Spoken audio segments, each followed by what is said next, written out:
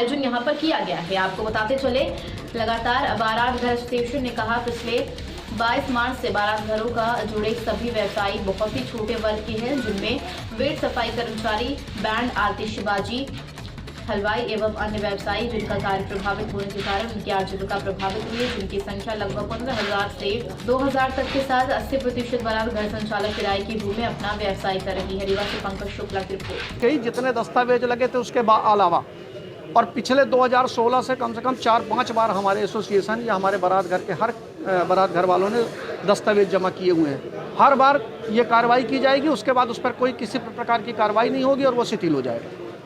इतना परेशान हो चुके हैं, 4-5 बार हो चुका। हमारा कहना ये है कि यदि प्रत्येक वर्ष प्रत्येक नया अधिकारी आने के बाद इसी तरह की बातें करेगा कि हर बार आप नया कार्रवाई करिए, तो ऐसा तो मुझे नहीं लगता कि कहीं होता होगा। और उसके बाद हम लोगों के जाने के बाद वो आपका ये गलत, आपका वो गलत, आपका वो गलत, अगर प्रमाणित नहीं था तो अस्थायी लाइसेंस क्यों जारी किया गया?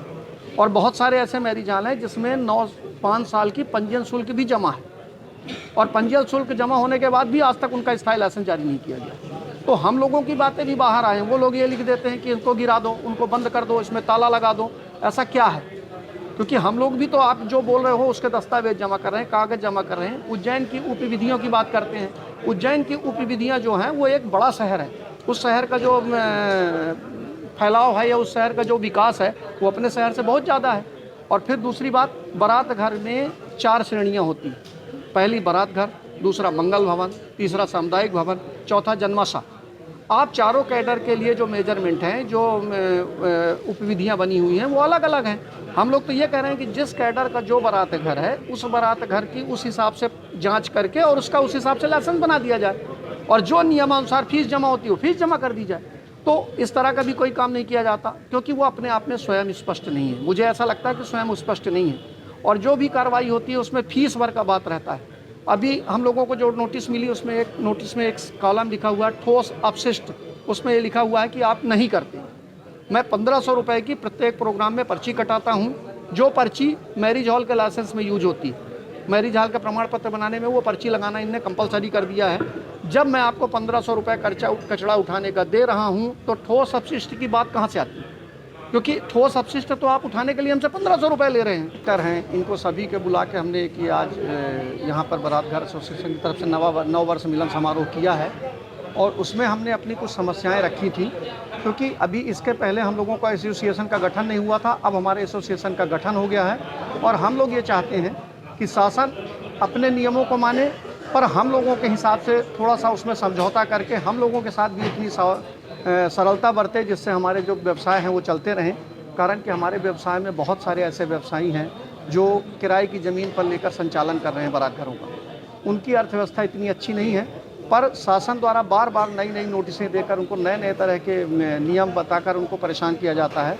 मैं चाहूँगा कि आप जितने नगर निगम के अधिकारी हैं वो एक बार सब हम लोगों को बुलाकर बैठ लें और हम लोगों के साथ भी उस सब चीज़ों को बातें करें और जितना भी हम लोगों को समस्याएं हैं उनको भी सुने और उसके बाद निराकरण के कुछ ऐसा कर दें जिससे सबका कार्य चलता रहे।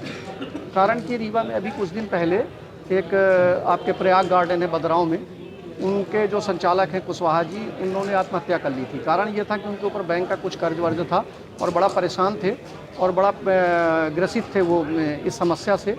तो मैं ये चाह रहा था, इसके पहले एक बार शासन ने भी किया था कि भाई 8 महीने से बारात घर पूरे बंद हैं तो उसमें कुछ टैक्स में छूट या इस तरह से किसी तरह की शासकीय मदद, पर हम लोगों को कुछ भी नहीं मिली।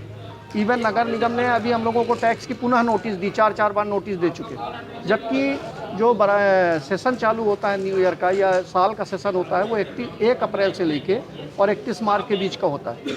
नगर निगम द्वारा अब ये कहा जा रहा है कि अक्टूबर में ही आपको सेशन है आपका और उसके उपरांत आपको पेनल्टी लगेगी। तो हम लोगों का कहना ये है कि भाई अभी कोरोना काल में 8-9 महीने से हम बंद पड़े हैं, आप अभी टैक्स की बात कर रहे हो, भाई 31 मार्च तक का समय दे दो हमको, सब लोगों को समय मिल जाएगा, टैक्स तो हम लोग सब लोग जमा करेंगे। उसके बाद जो लाइसेंस देने की प्रक्रिया है उसमें अस्थायी लाइसेंस जारी किया गया था हम लोगों को, करीब 16 लोगों को। उसमें थोड़ी कमियां लिखी गई थी, वो पूरा करने के बाद हम लोगों ने स्थायी लाइसेंस का आवेदन किया और वो कमियां पूरी करके उनको उसके फ़ोटोग्राफ्स और दस्तावेज भी जमा किए। पर आज 5 महीने हो गए, किसी भी प्रकार की कोई भी कार्रवाई नहीं हुई। ऊपर से फिर नोटिस दे दी गई, जितने दस्तावेज लगे थे उसके अलावा और पिछले 2016 से कम 4-5 बार हमारे एसोसिएशन या हमारे बारात घर के हर बारात घर वालों ने दस्तावेज जमा किए हुए हैं। हर बार ये कार्रवाई की जाएगी, उसके बाद उस पर कोई किसी प्रकार की कार्रवाई नहीं होगी और वो शिथिल हो जाएगा। इतना परेशान हो चुके हैं, 4-5 बार हो चुका। हमारा कहना ये है कि यदि प्रत्येक वर्ष प्रत्येक नया अधिकारी आने के बाद इसी तरह की बातें करेगा कि हर बार आप नया कार्रवाई करिए, तो ऐसा तो मुझे नहीं लगता कि कहीं होता होगा। और उसके बाद हम लोगों के जाने के बाद वो आपका ये गलत, आपका वो गलत, आपका वो गलत। अगर ऐसी ही खबरों के लिए बने रहिए न्यूज़ 24/7 इंडिया के साथ। नमस्कार।